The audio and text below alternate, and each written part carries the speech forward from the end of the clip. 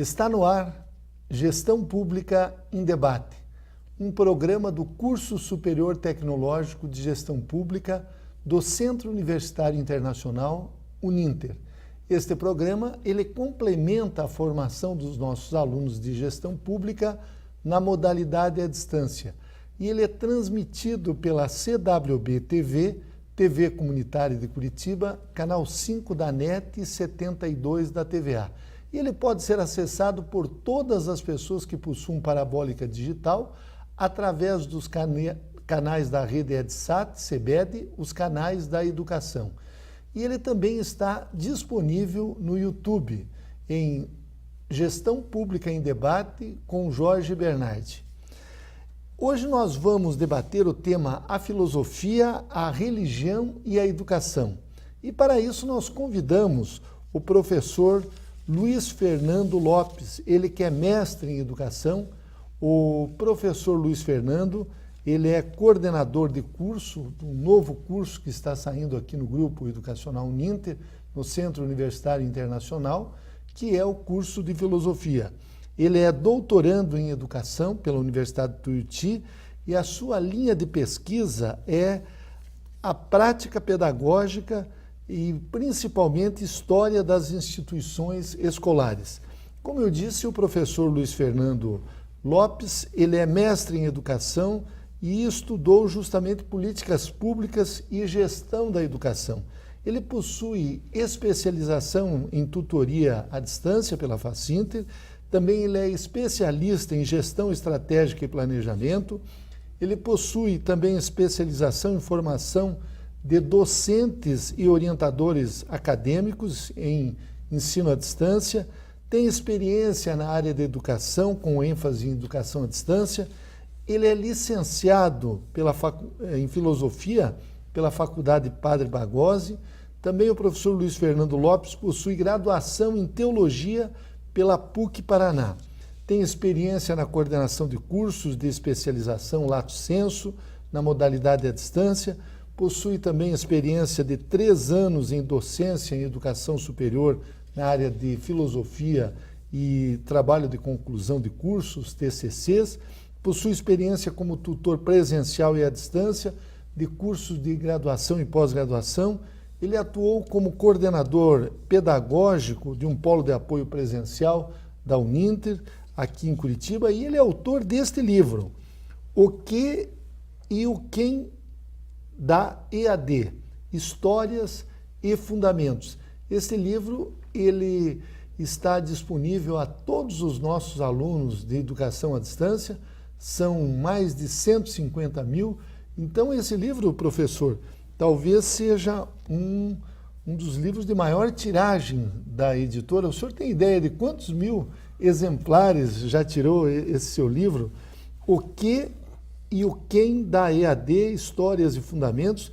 O senhor, junto com o Adriano Lopes de Faria, são os autores. Este livro foi editado pela editora Intersaberes, aqui do Grupo Uninter.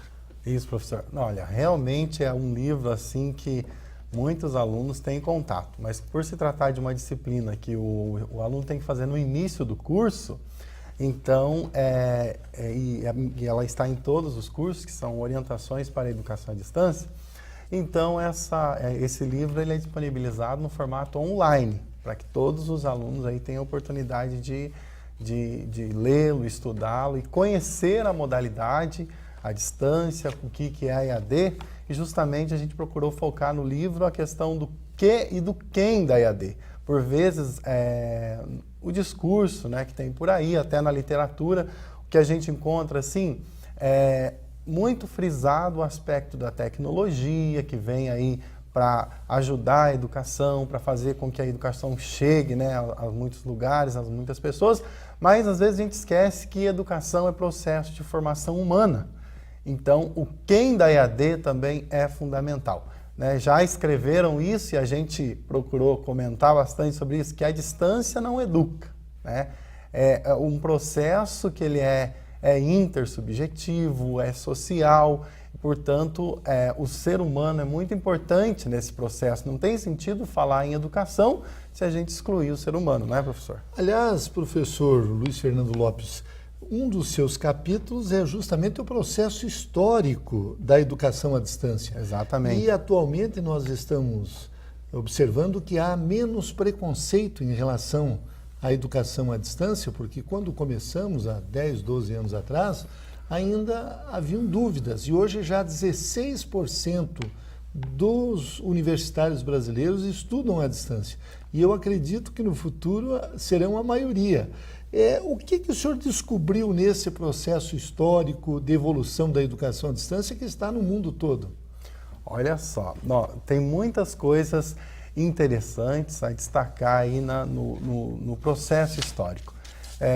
Há várias maneiras de fazer essa análise, de falar sobre isso. Uma delas seria tratar a história da EAD a partir da evolução das tecnologias. Esse, então, seria um caminho possível.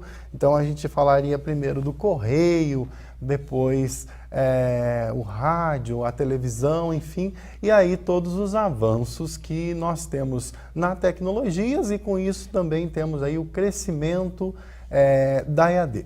Claro, a invenção da imprensa aqui é fundamental e desde o início, né, nós temos assim uma coisa importante que é nos períodos, por exemplo, de guerra, ou principalmente pós-guerra, no período entre guerras, a EAD ela cresce, e mesmo durante, antes, por quê?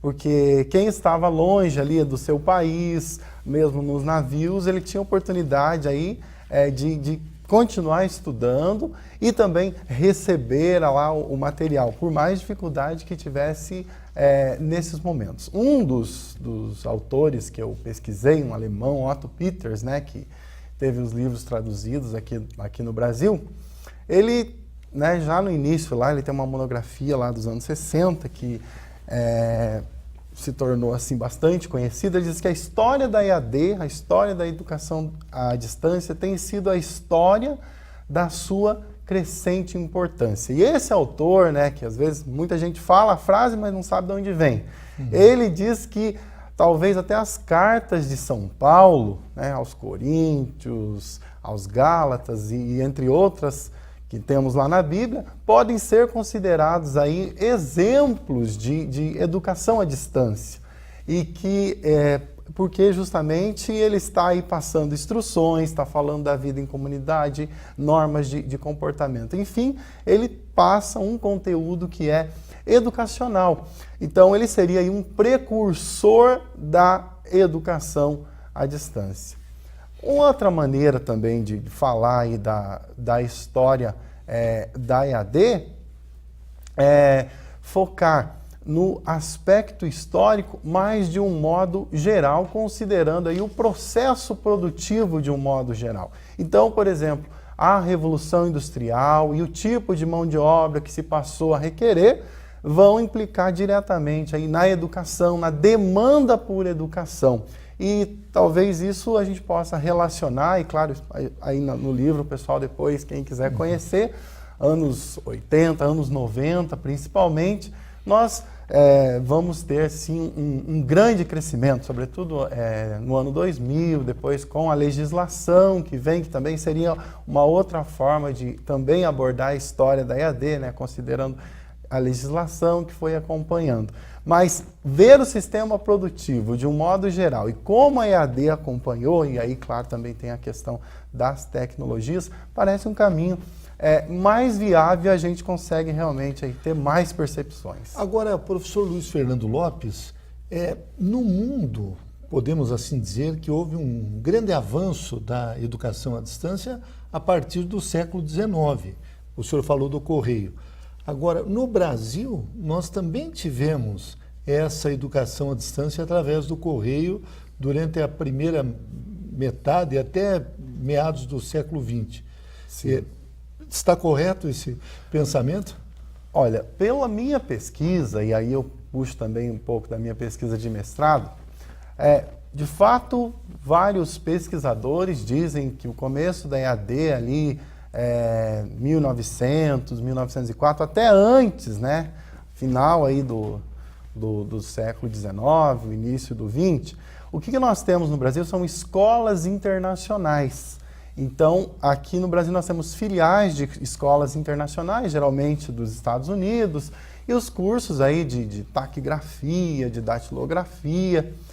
Porém, outros autores dizem o seguinte, ó, como essas escolas eram filiais aí de outras escolas estrangeiras, no Brasil nós vamos ter mesmo educação à distância, pioneirismo é com o rádio. Então, o início da EAD no Brasil, ele estaria mais ligado aí à rádio, né, a Rádio Sociedade Rio, no Rio de Janeiro, mais ou menos 1920.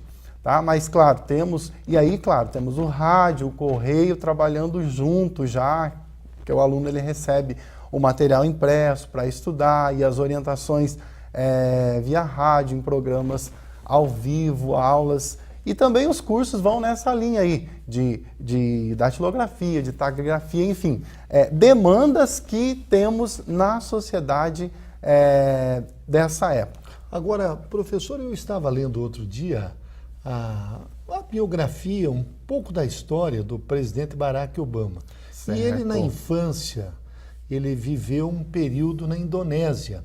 E ele contando que lá o nível educacional era um pouco mais baixo, digamos assim, do que os padrões americanos. E a mãe dele complementava a formação educacional dele com ensino à distância que vinha do Havaí. Então, o senhor veja, até um presidente da República teve na sua formação básica, e nós achamos hoje que a educação à distância ela serve mais para os cursos superiores, já com essas novas tecnologias da informação, Sim. com a internet, com o sistema a cabo e digamos assim, todas essas informações que nós temos.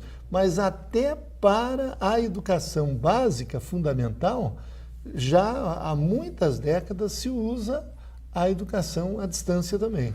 Sem dúvida.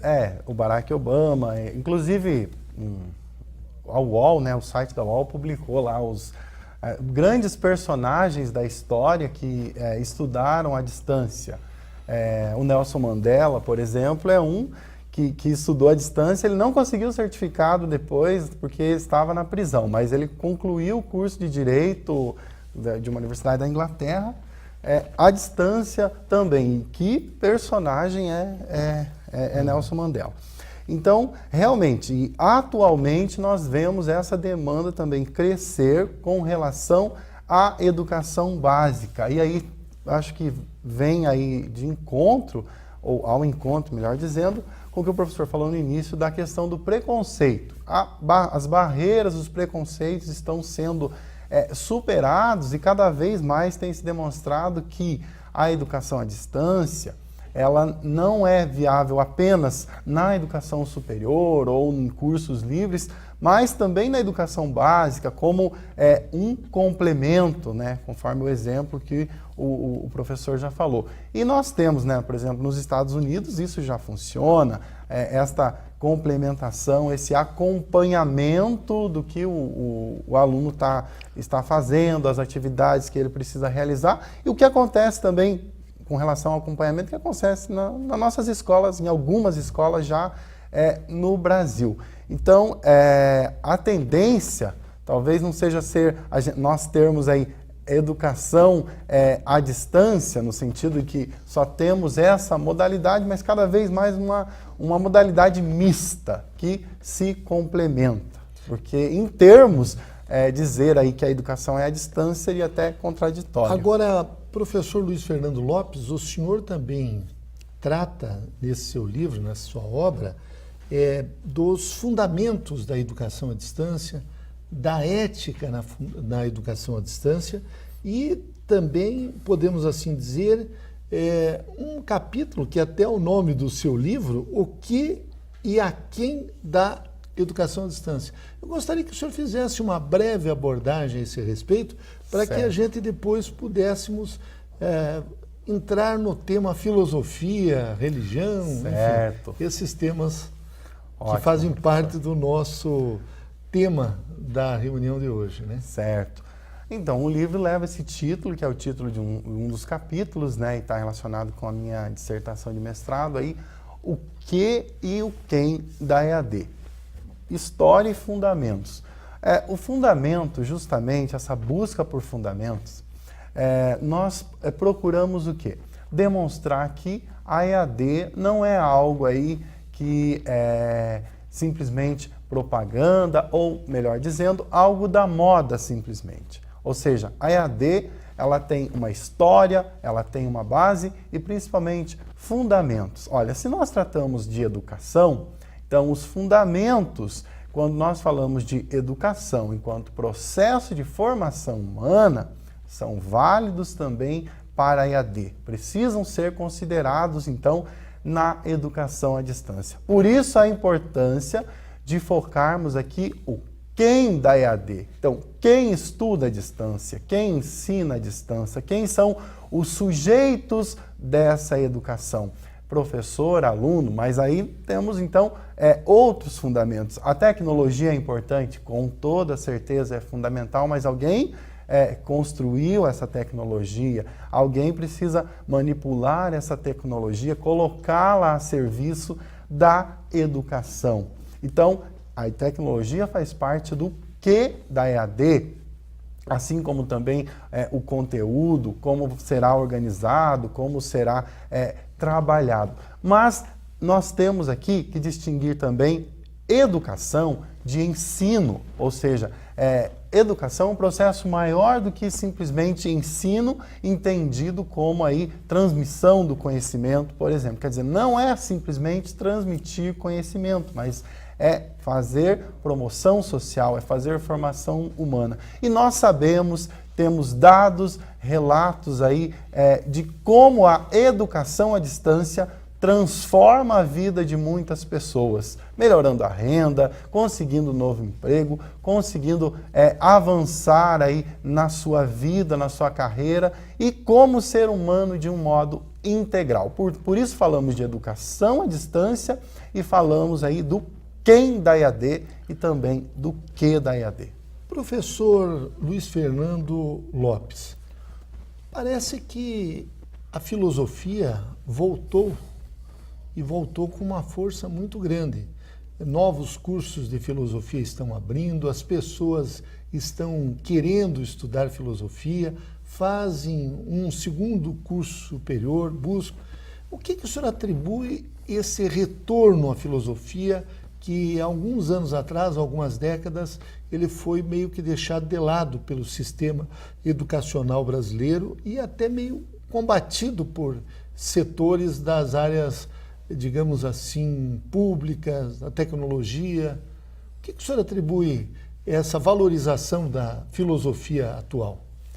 Professor, as questões que a filosofia coloca, né, e a gente fala isso nas aulas, encontra isso na literatura, as questões da filosofia, elas são sempre atuais, elas sempre retornam, mesmo que em alguns momentos tenhamos dificuldade, se queira prender ou se queira deixar fora a filosofia, deixar fora do currículo a filosofia, e nós temos que perguntar por quê, mas aquilo que é reprimido, num dado momento, acaba estourando em alguma parte, acaba então aparecendo. Então eu penso que se a filosofia volta em alguns momentos com mais força, mas de alguma maneira ela está sempre presente, também por quê? Porque as questões que a filosofia coloca, então, são aquelas questões às vezes que, mas por que pensar nisso? De onde vimos? Para onde nós vamos?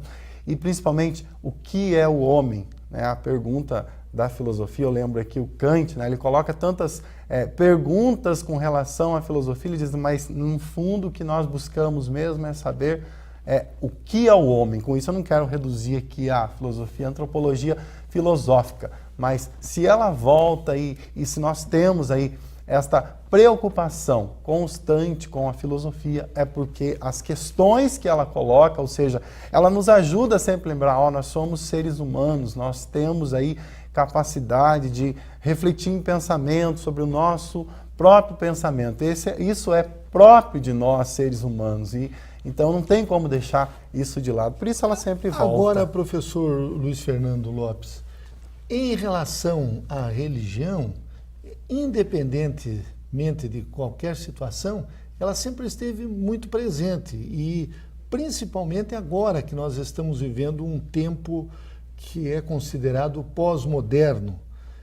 Me parece que a religião ela não perdeu ou não foi assim, não sofreu tanto quanto a filosofia. O que o senhor atribui, o senhor que também é teólogo? Olha, é interessante isso que o professor pergunta, porque eu vou falar o nome vamos dizer, eu vou falar a frase, mas não vou lembrar do autor.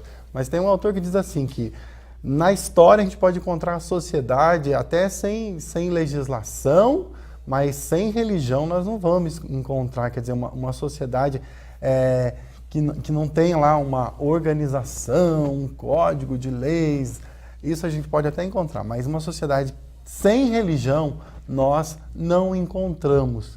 E aqui é a questão do transcendente, e aí relaciona novamente com a questão do ser humano. Então, o que é o ser humano? Um ser humano que está aberto à transcendência. E aqui eu não digo a transcendência, eu não me refiro ao Deus de uma determinada religião, ou credo, ou igreja em particular, mas o transcendente enquanto algo que o ser humano busca. Então é possível falar da religião enquanto um fenômeno antropológico, mas também teológico. Se temos a presença da religião, então nós temos um ser humano que é um ser religioso. A religião faz parte da cultura. Cultura é um termo muito difícil de definir pela sua amplitude. Afinal de contas, o que o ser humano produz, afinal das contas, vai acabar sendo cultura. E ele produz também aí um discurso religioso, práticas religiosas. Enfim, nós temos aí a teofania, nós temos manifestações religiosas, manifestações de culto a Deus. Mas esse ser humano que pratica a religião também busca sentido para a vida. E se tem essas atitudes, é porque isso traz sentido para a sua vida, complementa algo que ele busca de alguma maneira. Talvez essa manifestação possa ocorrer em outros lugares ou em outro tipo de prática, que tenha outro nome, mas no fundo é uma manifestação religiosa, embora não chamada de religiosa. Então mexemos aqui, trabalhamos com algo muito próprio ao ser humano. Temos, inclusive, geralmente nos cursos de filosofia, não vou dizer que em todos, mas alguns trazem aí, inclusive, uma disciplina de filosofia da religião, justamente por causa dessa presença marcante da religião na história da humanidade. E se a gente olhar para o nosso país e para o mundo de um modo geral, mesmo aí na mídia, os programas de televisão, até teríamos que calcular quantos % nós temos aí de discurso religioso, de conteúdo religioso no que nós lemos, no que nós ouvimos e mesmo até no que nós falamos no dia a dia. Mesmo que eu me considere ateu ou outro se considere ateu, aqui nós temos uma questão religiosa. Então, o ateu que Deus não existe, ou ele existe, mas eu não acredito, e não acredito porque não existe. Ou seja, todas questões que também podem ser discutidas a partir da filosofia da religião. Então, nós entrevistamos em Gestão Pública em Debate, neste primeiro bloco, o professor Luiz Fernando Lopes, ele que é mestre em educação e o tema foi a filosofia, a religião e a educação. Professor Luiz Fernando, quero agradecer muito a sua presença nesse programa e não tenho dúvidas de que o senhor contribuiu na formação dos nossos alunos. Muito obrigado. Muito obrigado. Eu que agradeço, professor. Para mim foi uma honra participar e espero que de fato possa aí contribuir com todos.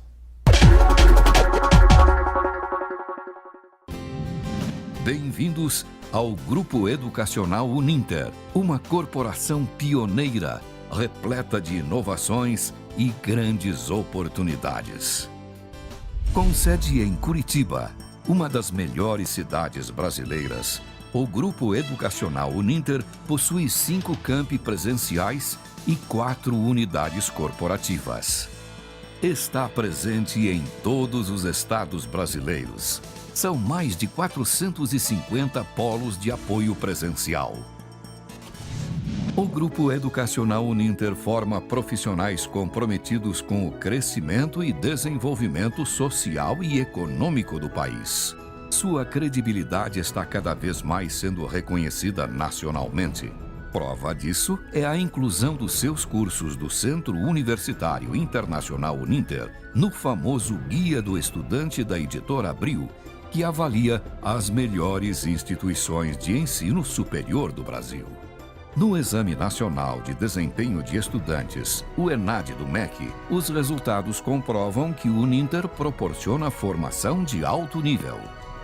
É também o primeiro colocado em qualidade de educação à distância, comprovada por meio de pesquisas realizadas pela Associação Brasileira dos Estudantes de Educação à Distância.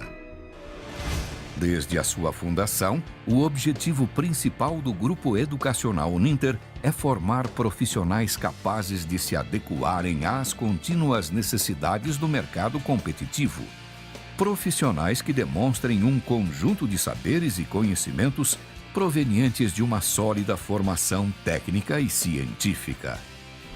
A educação à distância é sinônimo de flexibilidade, o que possibilita as pessoas conciliarem sua formação com o trabalho, além de contemplar a democratização da oportunidade de acesso à educação, o que propicia uma inclusão geográfica mais abrangente, levando a educação para regiões antes desprovidas. Atento a esta realidade, o Centro Universitário Internacional Uninter disponibiliza as aulas em diferentes formatos, para que mais de 150 mil alunos tenham acesso ao conteúdo de onde estiverem.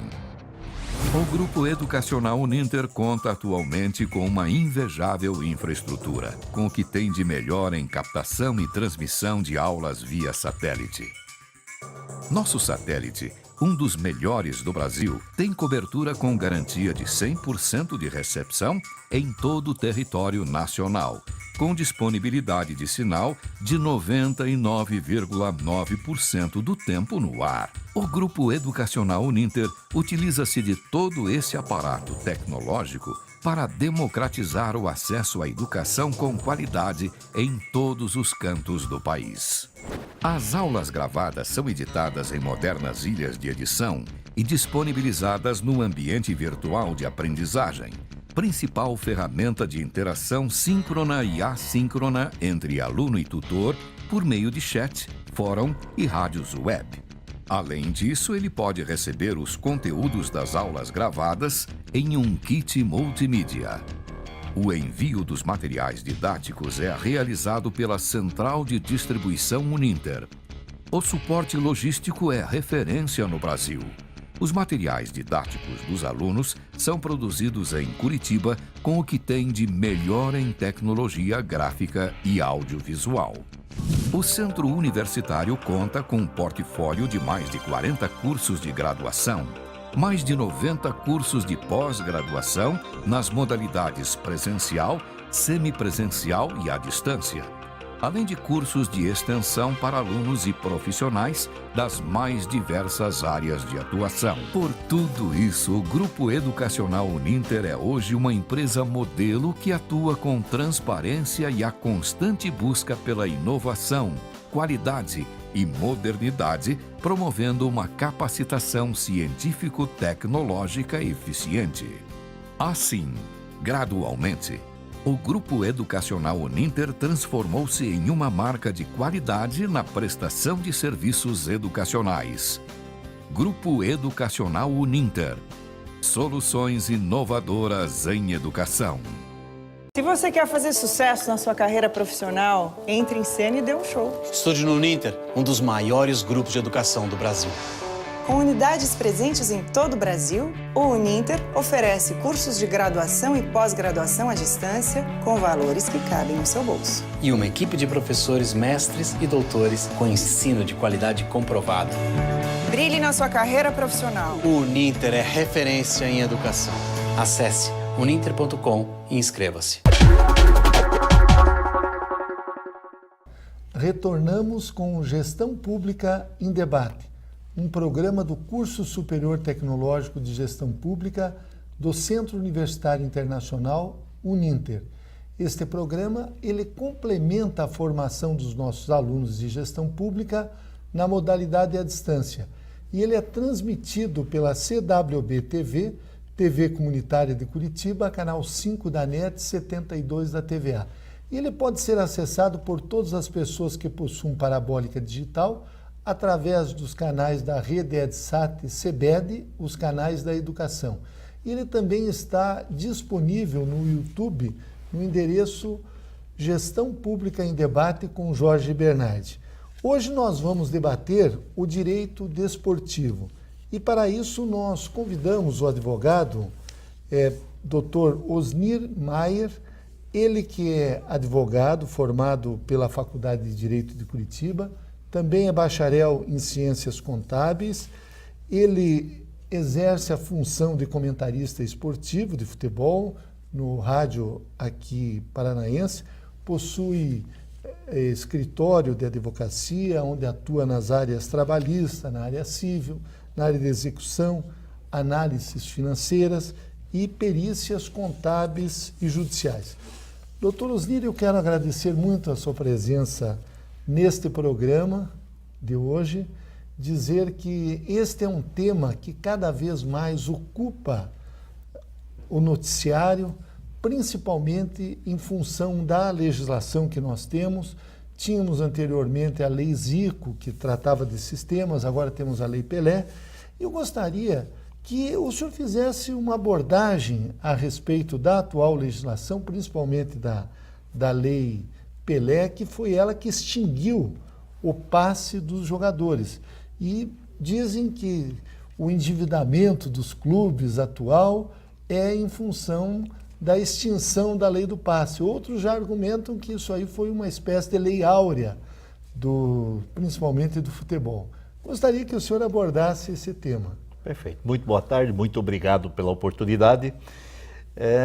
Nós vamos falar um pouco sobre direito desportivo. Na verdade, direito desportivo não existe. Existem ramos do direito que atuam na área esportiva. Então, o meu ramo mais específico é o trabalhista, mas na área civil existe a questão esportiva na área penal.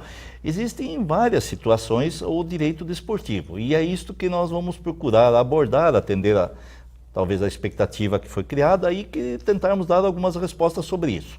Em relação aos dois questionamentos que foram feitos, a Lei Pelé, originária com Lei Zico, depois Lei Pelé, nós entendemos que elas têm suas vantagens e suas desvantagens. E as vantagens e desvantagens desta legislação vêm em função de que certas situações anteriores que se chamava de escravidão foram suprimidas, mas novas situações de uma escravidão aparente, escondida, acabou surgindo com a Lei Pelé, porque antes o atleta profissional ele era vinculado ao clube e ele tinha uma obrigação até de permanecer no clube pelo resto da sua vida, se não houvesse uma transação, se o clube não vendesse o seu passe, se o clube não desse a ele uma condição de sair para uma situação melhor, e normalmente ele tinha um problema salarial porque os salários não atingiam os valores que ele precisava ter na continuidade. Então ele se tornava, entre aspas, um escravo. Hoje nós estamos numa situação um pouco diferente. A situação que nós temos hoje é do atleta que se vincula ao clube por um determinado período de contrato e quando termina este período ele está livre para formalizar um novo contrato com qualquer outra entidade desportiva de qualquer situação, porque nós não falamos aqui somente de futebol, nós podemos falar de futebol, de vôlei, de basquete, de várias atividades que hoje são futsal, são profissionalizadas. Então o que acontece? Ele acaba tendo que dar uma continuidade na vida dele, buscando um novo clube quando sai. Quando o sujeito é daqueles 2% que tem uma remuneração alta, é famoso, aparece em televisão, joga nos maiores clubes do país, a continuidade dele normalmente está garantida e o clube procura se preservar. Mas quando o atleta é uma pessoa daquelas 97%, 98% que existem por aí, que faz contratos curtos para uma sobrevivência pessoal, ganhando lá um salário mínimo, às vezes um pouquinho mais, ele passa a ter muita dificuldade na continuidade. E foi aí, nesse espaço que foi aberto, que começaram a surgir os empresários, e estes empresários passaram a vincular os atletas a si próprio, porque eles passaram a remunerar o atleta em troca de uma futura condição de ganho. E a partir daquele momento, o atleta se destacava e o salário dele melhorava um pouco, mas a vinculação dele, certo? Que era o antigo passe, que hoje são os direitos federativos, passava a ser daquele cidadão, daquele empresário, daquela empresa, e em 90% dos casos não de um clube organizado, não de uma associação esportiva como deveria ser. Isso se chama, esses empresários também muitas vezes são chamados de investidores, que são os donos do passe. Sim. Seria mais ou menos isso? Sim, são os investidores, porque o que ele visualiza? Ele visualiza uma atleta na flor da idade, 12, 13, 14, 15 anos, iniciando uma atividade profissional e com característica de se tornar talvez um atleta profissional com alta rentabilidade. Então o que ele faz? Ele joga, ele pega a remuneração, coloca em cima desta pessoa, e ao colocar em cima desta pessoa, um ser humano comum, certo? Em função daquela habilidade que ele tem com uma bola, ou normalmente uma bola, seriam as várias atividades. E esta situação gera com que este atleta futuramente ele tenha um resultado muito bom, porque são só 2%, mas se 2% ele acerta, ele acaba tendo uma rentabilidade muito grande naquele atleta. E quem é o empresário? O empresário é aquele que busca alguém com qualidade para isso. Então ele tem várias pessoas em volta de si que vão buscar aquele que realmente tem capacidade e condição de explodir mais tarde e trazer a rentabilidade financeira que este investidor passa a obter com isto. O senhor falou, Dr. Osnir Maier, de que a Lei Pelé, que é a Lei 9.615 de 98, ela na verdade não é exclusiva do futebol, ela abrange todos os esportes profissionais. Nós estamos mais acostumados, em função da cobertura da imprensa, com o futebol e o fenômeno futebol. Mas nos outros esportes há toda essa problemática também. Vamos pegar o futsal, que é semelhante. Basquete e vôlei, talvez são poucas as cidades que tenham esses clubes. Eu gostaria que o senhor fizesse uma análise também desses outros esportes e até o atletismo. E não sei se tem outros esportes aí que se vinculem a isso. Natação, por exemplo, certo? Não é só judô, tem entidades desportivas que contratam atletas para praticarem judô. Há uma série de esportes, de atividades esportivas que podem ser enquadradas, que são enquadradas na Lei Pelé. O problema é o seguinte: o futebol, ele tem o glamour, ele é o grande, ele é o que está na televisão direto. O vôlei, o basquete e o futsal, ele também está na televisão em menor número. Atletismo, natação, judô, etc, etc. Esportes olímpicos, o que você vai ver? Você vai ver que não existe tanta procura em cima disso. Mas no futsal, por exemplo, hoje está equiparado ao futebol. Por quê? Porque hoje grandes craques são contratados a um valor muito elevado em cima de uma habilidade que eles têm com o futebol, com o futsal. Então o que acontece? Essas pessoas passam pela mesma sistemática e os contratos têm que ser realizados da mesma forma.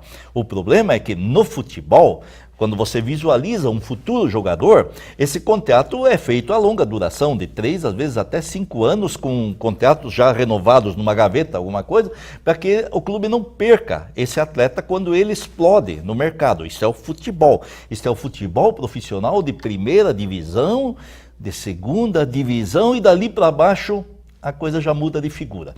O futsal é a mesma coisa, aquele que aparece na televisão, aqueles são 20 clubes, acho que são 19 clubes que disputam uma primeira liga do futebol nacional. Esses clubes têm remuneração, salário e obrigações. Quando você vai para uma segunda divisão já nacional, não é a mesma coisa. E quando você vai para um futsal dentro dos seus estados, dentro dos seus municípios, aquilo desaparece, mas a lei ela tem a mesma eficácia para todas essas situações do futsal também, do vôlei também, do basquete também, da natação, tudo que nós formos falar em esportes. Agora, doutor Osnir Maier, tem também a questão da formação do atleta. Sim. Ou seja, os clubes muitas vezes investem, formam o atleta e depois chega um empresário, ele solta um recurso, um dinheiro ali para os pais, normalmente são crianças, adolescentes, e a formação ficou toda por conta do clube e quem ganha digamos assim, o resultado daquela formação daquele atleta é um intermediário, é o sujeito que em um determinado momento conseguiu aquele contrato com aquele atleta. Como é que o senhor analisa esse aspecto? Essa questão da formação, ela tem uma previsão na lei. Ela determina que quem for receber este atleta, o posterior, a quem é destinado esse atleta, ele tem uma obrigação de ressarcir o clube anterior das despesas e dos gastos que este clube teve com a formação desse atleta. Só que se nós formos colocar isso em forma numérica, o que acontece? Quanto é que eu gasto para formar um atleta? Eu pago R$1.000 por mês, eu pago não sei o que, a despesa, a alimentação, viagens, a situação.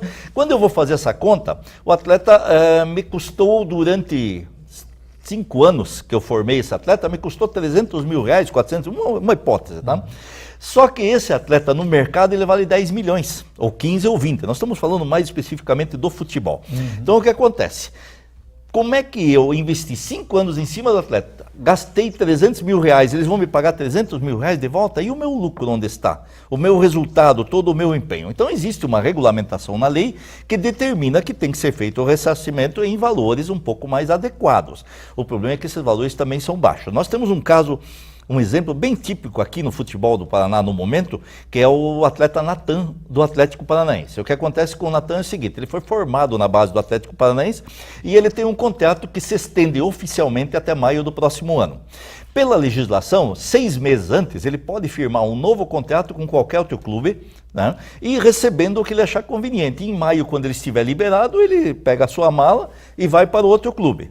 E o Atlético pode pedir apenas o ressarcimento das despesas que teve com ele. Este é o custo que o Atlético pode recuperar. E depois, em futuras transferências, o Atlético também passa a ter 5% sobre o valor de cada transferência que houverem para outros clubes. Então, o que nós sabemos é que o Manchester City vai pagar para esse atleta um determinado valor a partir de maio do próximo ano. E ele está liberado do Atlético. Por outro lado, o Atlético tem na gaveta um contrato assinado pelo atleta e pelo seu pai, o atleta quando ainda era de menor, porque agora ele já é de maior, né? E o pai dele dando o endosso. Só que a partir do momento que ele se tornou maior, o que vai acontecer?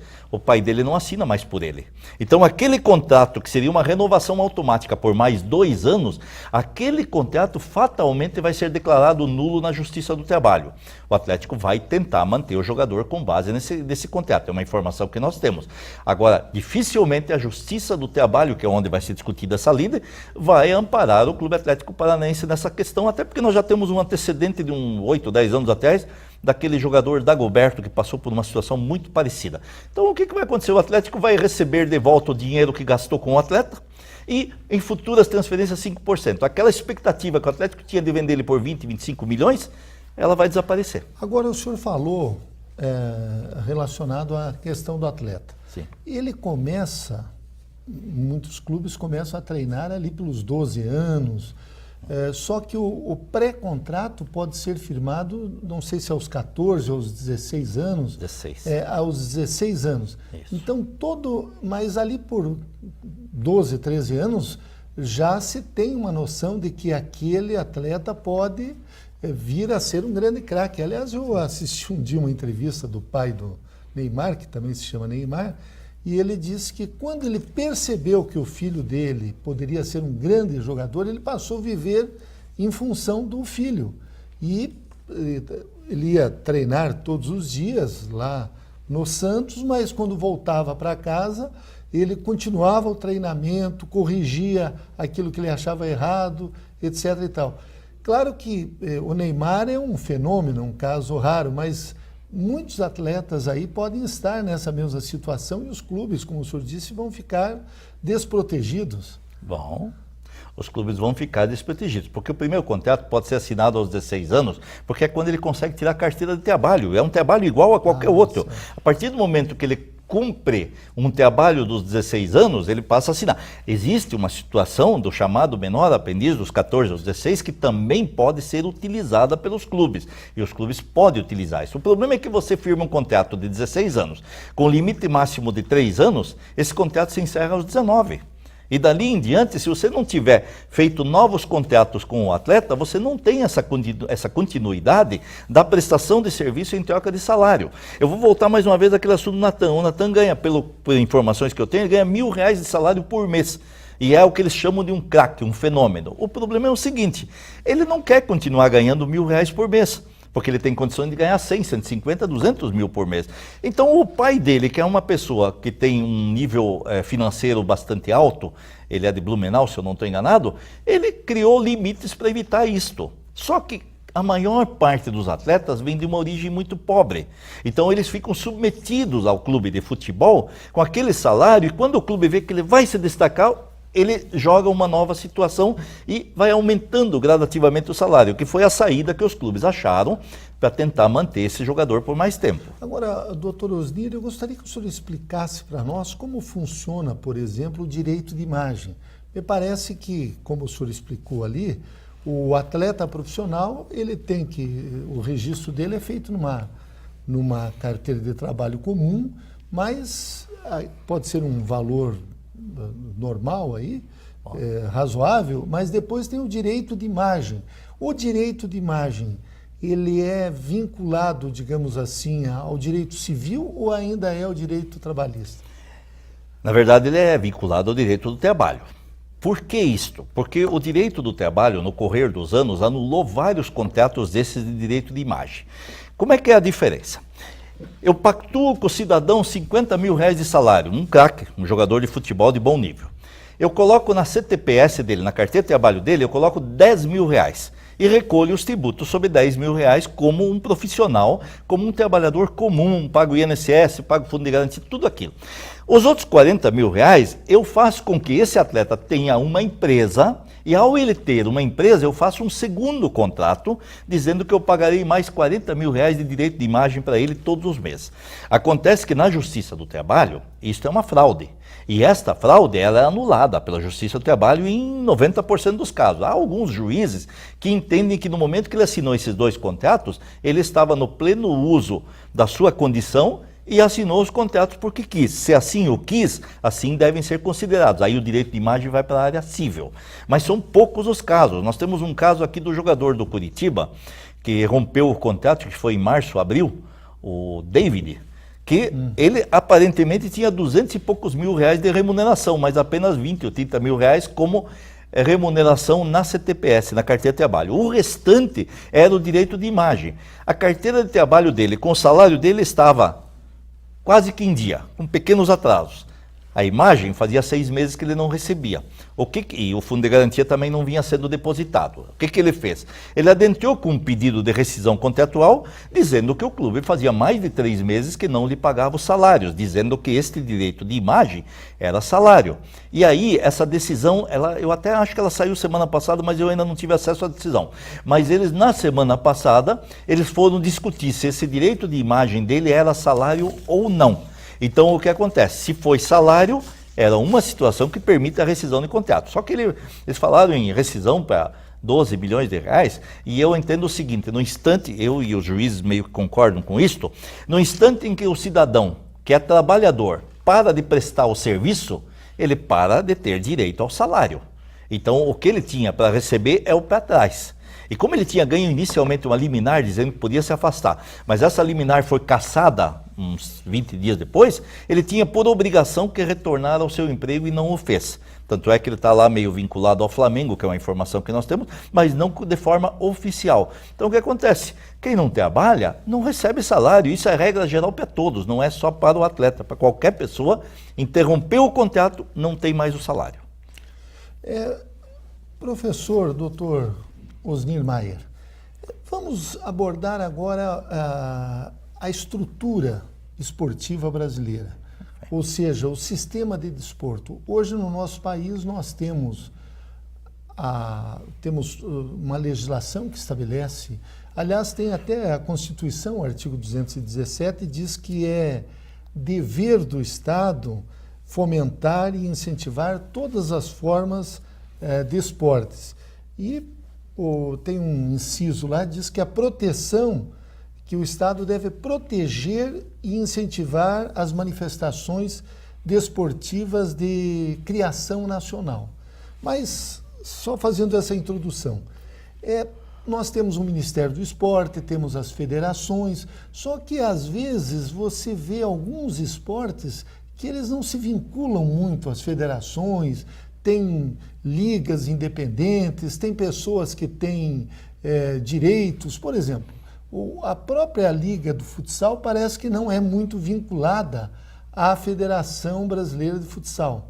E principalmente nesses esportes de corridas, de automóveis, alguém tem aquele direito daquela marca, por exemplo, Stock Car. Gostaria que o senhor nos explicasse, porque esses assuntos, para nós que somos leigos, eles são muito confusos e você não entende. Será que o esporte é que está dirigindo aquela federação, aquela confederação, aquela liga? Parece que pode ter várias ligas do mesmo esporte ou várias federações do mesmo esporte. O direito de associação em qualquer atividade é permitido por qualquer um. Então eu convido você, convido mais algum e vamos montar uma pequena associação e nós podemos montar. Vamos à junta comercial, vamos ao título do documento, registramos aquilo e começamos a ter uma atividade. Essa situação que nós falávamos do atleta mais direcionado, o atleta de futebol vinculado ao empresário, é uma situação muito parecida com essa que você narrou. O que acontece é o seguinte, nós temos, vamos imaginar uma corrida de Stock Car, como foi o exemplo que foi usado, certo? Ou aqueles caminhões truques que fazem umas corridas diferentes. O que acontece? Alguém tem o domínio daquilo. Ao ter o domínio daquilo, ele vende o produto pelo preço que ele acha conveniente. E as emissoras de rádio, televisão, vamos dizer mais as de televisão, elas compram esse produto porque dá audiência. A partir do momento que dá audiência, eles vendem publicidade. A partir do momento que vendem publicidade, eles têm uma arrecadação maior.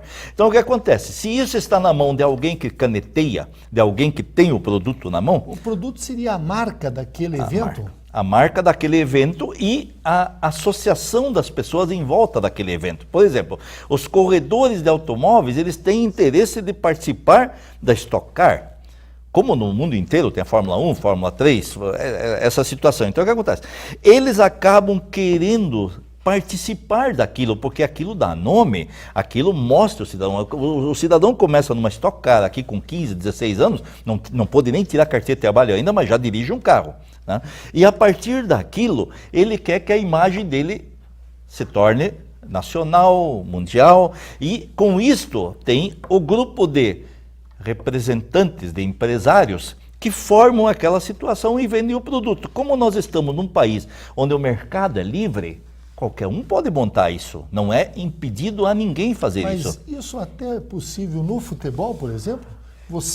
Vamos imaginar aí que alguns clubes resolvam sair da CBF e criar uma liga ou uma associação, enfim, alguma coisa. Nós temos visto aí também o showball que está, me parece que é dentro dessas características, não é?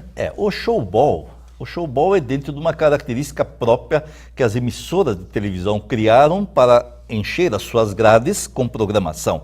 Então, começou a surgir o showball, começou a surgir o vôlei de praia, começaram a surgir várias atividades paralelas àquela atividade principal. E isso tem uma finalidade. As emissoras de televisão que hoje têm programas, tem emissoras de televisão que fazem só esporte. E elas precisam desse tipo de atividade para o preenchimento da grade e horário dela. Então, esta é uma situação específica. No futebol, você usou o exemplo correto. Eu não recordo o ano, mas foi criado o Clube dos 13, em 1991, se eu não me engano, 90 ou 91. Exatamente. Foi criado o Clube dos 13. O que era o Clube dos 13? Era uma liga independente de futebol, só não tinha esse nome, tinha o nome de Clube dos 13.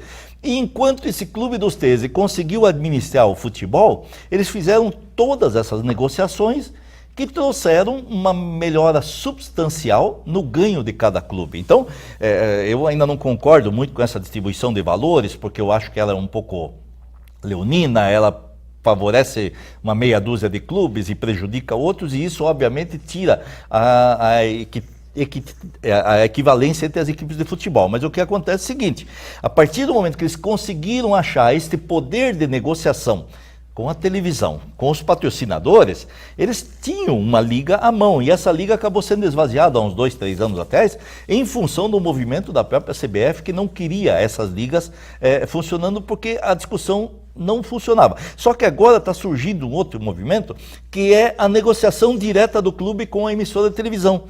Da mesma forma que eu quero um patrocinador para o meu clube, eu vou lá no patrocinador e vendo o meu clube. Da mesma forma que eu quero atender uma televisão. Só que isso vai gerar uma situação. Daqui a pouco um clube daqui vende para uma rede de televisão e o outro clube de lá vende para outro. O dia que os dois jogarem vai passar aonde?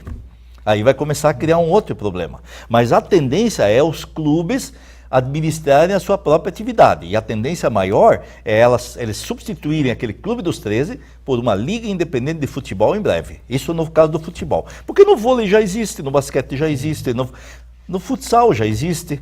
Então, nessas atividades são as principais, já existe isso. Doutor Osnir, o senhor atualmente é comentarista esportivo. Eu ouvi outro dia que o senhor, na sua juventude, o senhor quis ser radialista e não passou no teste. Conta essa história aí para nós. Essa história é uma história engraçada e eu devo agradecer isso a um cidadão que infelizmente não está mais conosco, está no Oriente Eterno, é o Rosilto Portela. Foi um narrador famoso aqui em Curitiba, certo? E quando eu vim de Santa Catarina, eu entrei num estúdio de rádio, na que ainda hoje existe a Rádio Colombo, e eu fiz um teste porque eu achava que tinha condições de ser um radialista. Narrador esportivo? Não, narrador não é bem a minha praia. Mas eu achava que poderia fazer um plantão, alguma coisa, porque achava muito bonito aquele trabalho quando eu criança. Isso foi aos 18 anos, 17 para 18 anos. E quando eu terminei o teste, o Rosilto Portela foi muito interessante. Ele olhou para mim e disse: olha, quem sabe um dia a sua voz melhora, porque o senhor veio de Santa Catarina com voz cantada, porque todo catarinense que vem do litoral vem com voz cantada, e o senhor vai cuidar da sua vida, vai fazer alguma outra coisa na vida, e foi exatamente o que eu fiz, e acho que me dei bem nas outras áreas. E agora foi esse ano, de repente surgiu um convite para voltar a fazer comentários, para voltar não, para pela primeira vez fazer comentários de futebol, e isso eu estou fazendo este ano inteiro. Estou me sentindo muito bem, muito alegre. Então, doutor Osnir, antigamente o que valia era a voz. Agora o que vale é, digamos, a inteligência, a capacidade, a intelectualidade. A voz até não tem tanto valor no rádio como tinha há 30, 40 anos atrás, não é mesmo? Mudou muito, mudou muito. Nós também mudamos. Aquele sotaque de Santa Catarina cantado, eu não tenho mais. Pelo menos hoje ninguém... o senhor já fala leite quente? Hoje nós já falamos leite quente. Já é um pouco diferente, entende? Mas é porque eu estou 43 anos aqui em Curitiba, então, 44. Então, a voz mudou um pouco também. Só que hoje o fundamental não é mais a voz. O fundamental hoje é você ter um domínio de microfone, é você saber o que tem que falar, você dar uma continuidade no teu pensamento, esquematizar bem o pensamento, e aí quem te ouve se sente melhor. Essa que é a realidade, viu? Então, nós entrevistamos neste segundo bloco de Gestão Pública em Debate o advogado Osnir Maier, ele que é especialista em direito esportivo, e o tema foi justamente esse, direito desportivo. Doutor Osnir, eu quero agradecer muito a sua presença nesse programa e não tenho dúvidas de que o senhor contribuiu na formação dos nossos alunos. Muito obrigado. Muito obrigado. Muito obrigado, a honra foi minha. E até uma próxima oportunidade.